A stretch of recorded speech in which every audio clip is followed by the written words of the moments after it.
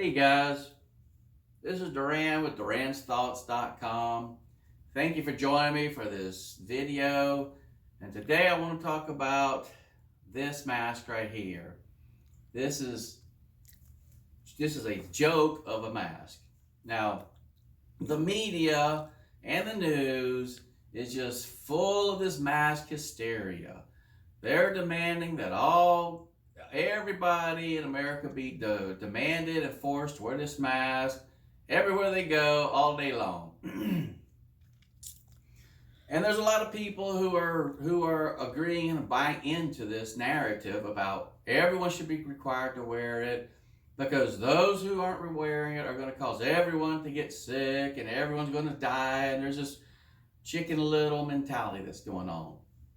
Well, I've talked to a few people, in person, online about this mask. Those who agree with forcing everyone to wear this mask seem to have no understanding why they want everyone to be forced to wear this mask. Basically, they're just driven by fear. They're driven by the media hysteria and the fear the media is creating. And they're parroting what they hear in the media, what they hear everyone around them saying who supports forcing everyone to wear this mask.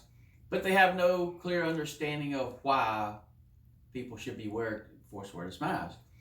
Now, those of us who do not agree with having to wear this mask, being forced to wear this mask, seem to understand why. Basically, we just don't want the government forcing us to, into doing something we don't want to do, or telling us, how to live our life, what we're going to do when we're going to do it. And we understand this mask actually provides no protection. This mask is a joke. This mask is worthless as to what we're being told its purpose is. Now, as an engineer, my career has been as an engineer. I retired as an engineering leader. And engineers make all their decisions based on fact and data. All of you who have engineers in your family or no engineers can attest to that. I'll be the first to raise your hand. Yeah, engineers will drive you crazy because all they do is they want facts and data. So I've gone out, which is my nature, and I've done research. I have gone to Center for Disease Control, the CDC. I've gone to the National Institute of Health, that's the NIH. And I've gone to the local health department website, that's the South Carolina Department of Health and Environmental Control, that's SCDHEC. I've looked at other, medical publishings, done research. What I found is the virus, measures 0.1 microns, whereas the weave of this mask typically measures about 4 microns. Now, to put that into perspective, you'll recall at the beginning of this video, there was a visual aid of a piece of paper with a square and a bead. I'll show you that piece of paper now. I drew this to give a visual aid of what I'm talking about. So if you take the virus, and you scale it up to something that's visible, something that you can actually see and appreciate, the virus would measure 0.1 inches, and the weave of this mask would measure 4 inches. So this square represents the weave of the mask. This bead right here, this little red bead in my fingers, and also here's an identical bead that's taped to this ruler, represents the virus at 0.1 inches. However, this bead, as you can see on the ruler, if you can see, I'm not sure if you can see it in the camera or not, but the bead is slightly larger than 1/8 of an inch. Now, 1/8 of an inch is actually in decimals 0.125. Now, remember the virus is 0.1 inch, in its scaled size. The bead is about 0.135 inches. So the bead is basically 35% larger than what the virus would be. But the bead, it's close enough that it provides us a good comparison in what we're talking about. So as you can see, this bead representing the virus can easily pass right through the weave of this mask. And this weave, 4x4, is roughly the same as livestock fencing. I had first thought about getting a piece of fencing, but it was too big for the demonstration, so I just drew it on paper. But you can see it around cattle farms, having their livestock. It's commonly referred to as hog wire, but it has roughly a 4x4 wire weave. I also did a video of actually tossing these beads at a chain link fence. I used a chain link fence that's in my yard, and the chain link fence actually measured about 2.5 inches, which actually is smaller than this. Almost 4 of those chain link fence squares would fit into this square right here that represents the mask. And in that video, I tossed these beads at the fence, and every one of them passed right through the fence. The same exact effect that happens when you breathe the virus through this mask. They all pass right through. Now, maybe a few of them get captured in the fibers, just like if a bee hits a wire in this fence, it might get reflected back or repelled back. But overall, the vast, overwhelming majority of the virus spores pass through this, as do the beads tossed at this fence pass through this wire. Also, people, when you cough, well, let me back up a little bit. This mask, the stated purpose of this mask, if you read the instructions on the packaging of this mask, and in other medical journals or medical articles, the purpose of this mask is to stop large droplets of water impacting the face of the wearer. Such as if someone coughs or sneezes in the medical professional's face, this will stop the large droplets of bodily fluid. Also, if a surgeon accidentally cuts a vein, when he's doing surgery and the vein squirts a stream of blood, this stops the blood from impacting his face. Now, once the surgeon, actually gets everything under control and the source of the bodily fluids or liquids has been stopped, he will replace this mask. He will take it off and put a new sanitary version of this mask back on. And I'll get to that in a few more minutes.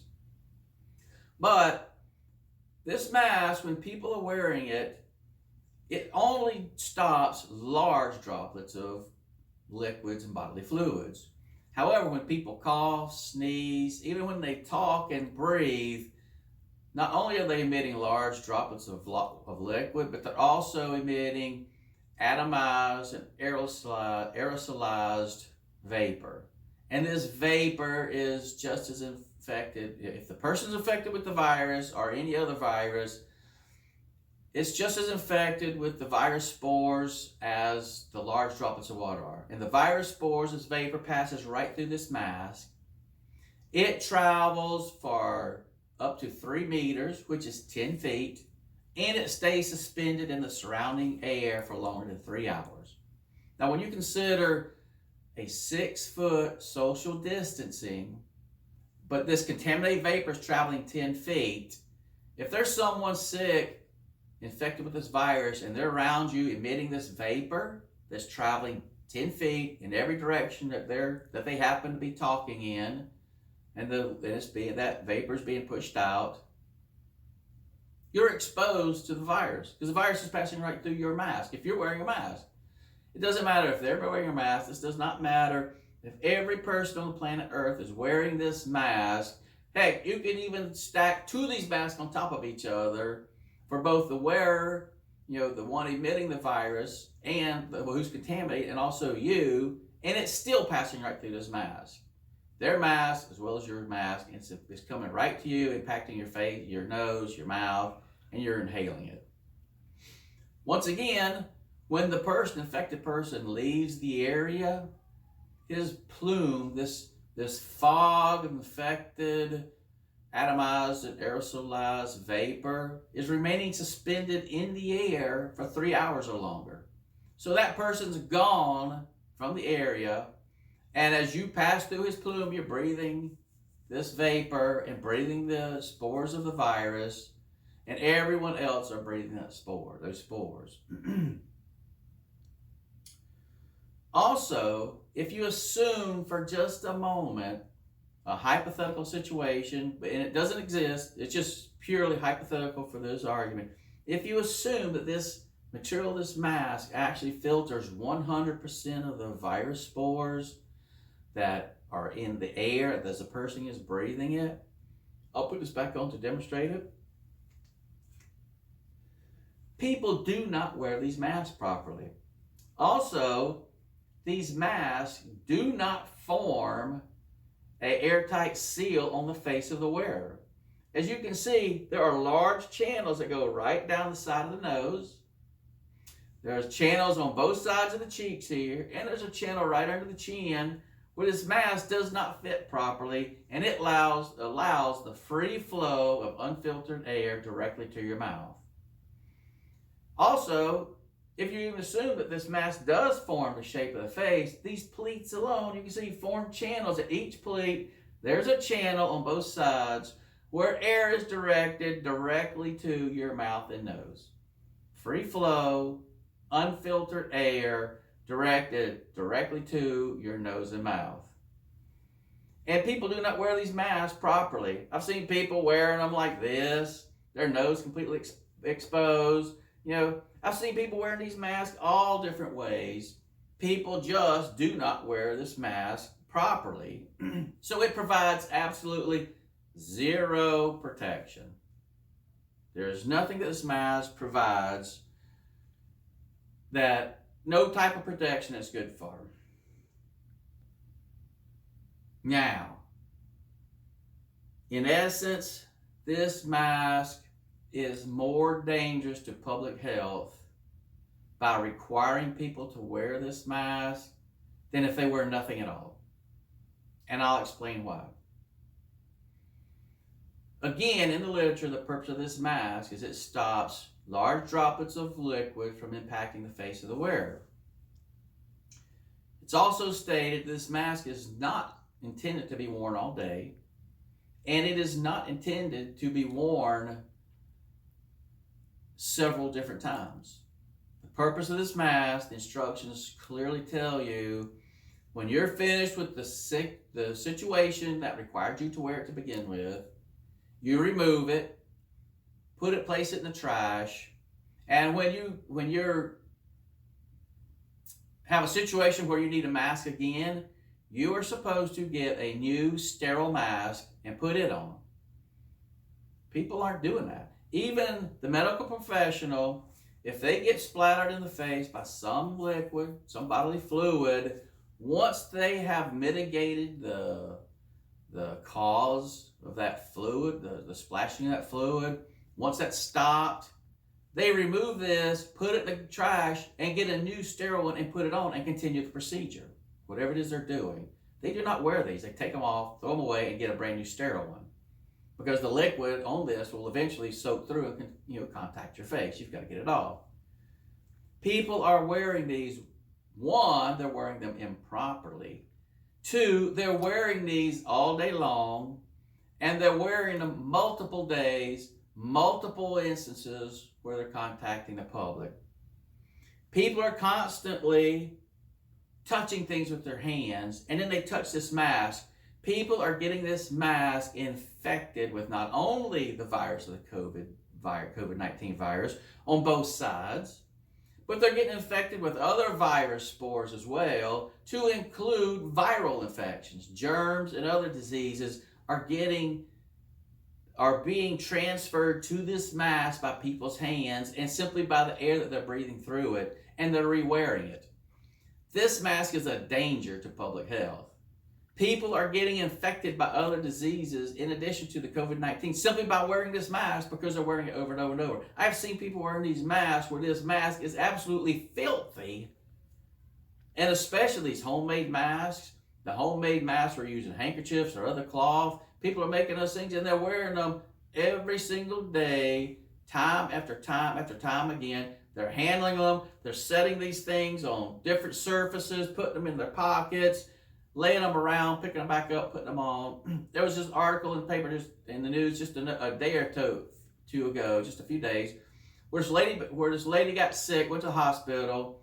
The hospital immediately classified her as a COVID-19 patient, and that her system was shutting down, and she was going to die in a few days. Luckily, her husband was a doctor. He demanded the hospital test her for other infections, and they found that she was actually infected with the Legionnaire's disease. That is a bacterial infection. It is not a virus. It's a bacterial infection, and she would have died, and no one would have known it. They would have classified it as another COVID-19 death, where she got infected by her own mask that got contaminated with the bacteria. These things are a deadly public health. These are just deadly to public health. They cause as much harm, more harm than any good that they provide to the public. Also, you'll see that the channels in the mask allow free flow. These things are getting contaminated. We do not want the government dictating to us that we have to wear these masks. The government is saying that, trying to tell us that we need to wear these masks in all social situations. However, it's perfectly fine for these protesters, and they're really not protesters. The Black Lives Matter, Antifa, Color of Change, all these groups. These are communist groups. They're terrorist groups, and they're basically rioters, not protesters. And their only purpose of these riots is so they can break and destroy other people's property. They can steal, pillage, and take anything they want. It has nothing to do with protecting anybody's rights. But I want to stay focused. I don't want to get off the topic. That's something we can discuss later. I want to stay on the mask here. Anyway, the government says it's all right for protesters to get together in large groups. That doesn't pose a threat of transmitting the disease. They even say it's all right for all of us to go shopping at these large corporate stores like Walmart, Lowe's, Home Depot. Where on the other hand, it's bad. Churches is bad to attend church services. It's bad for little mom and pop stores to open. They're creating a public health concern. It's bad to go to public sporting events. It is really, really bad for our children to go to school. On the other hand, it's all right for the rioters and the protesters to get together, and it's all right for all of us to go to these big corporate stores. That makes absolutely no sense. So I'm asking everyone watching this video, please share this video with all those around you, all your friends, your family, your neighbors, everyone else. We need to educate everybody about the dangers that this mask actually poses instead of any type of benefit. This is a dangerous item that we're being required and demanded that we wear. Please pass this video around to everyone you know, because education is the key to success. It's the key to protecting ourselves. It's the key to all aspects of life. However, on the other hand, on the flip side of that coin, being uneducated, being ignorant allows the government to easily deceive us, control us, and dictate what we can do, what we can't do, what we will do, and what we won't do. And they'll dictate all aspects of our life. That is not the American way. We do not want to give up our rights. We do not want to give up our freedoms. We do not want to give up anything that the Constitution, all of our founding documents, all that they provide for us. Do not give your powers, your rights, your freedoms to the government, because the only thing the government will do is they will turn around and put chains on us and enslave us into the service of the government. I want to thank you guys for watching this video. This is an opportunity again for us to educate those around us. Please pass this video around, and I'll have another video on another topic shortly. Thanks for watching. I greatly appreciate all your support. Thanks.